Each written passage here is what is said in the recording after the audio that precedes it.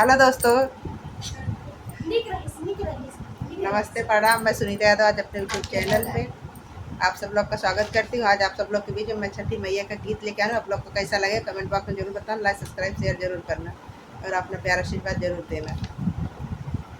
छठी माई के कठिन बारतिया होला गंगा माई के घाट। छठी माई के कठिन बारतिया होला गंगा माई के घाट।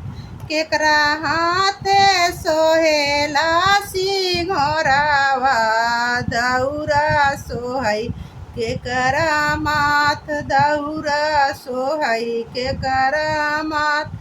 बिना के बाराती छठी कैली दिहली दूध के आरग देहली दूध के आरग।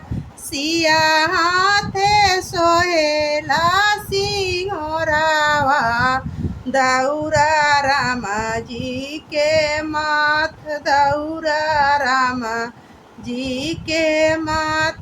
जोड़ा काला सूप जोड़ा फलावा लेके सीता जल बिच ठाढ़ी लेके सीता जल बिच ठाढ़ी।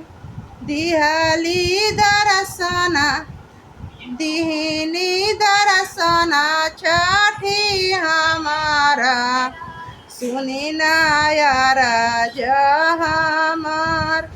दिहानी दर्शना ये छठिया मैया सुनी नायारा हमार।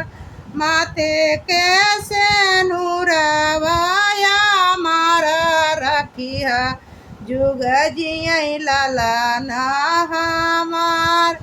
माथे कैसे नूरवाया मारा रखिया जुग जियई लाला ना हमार जुग जियई लाला ना हमार।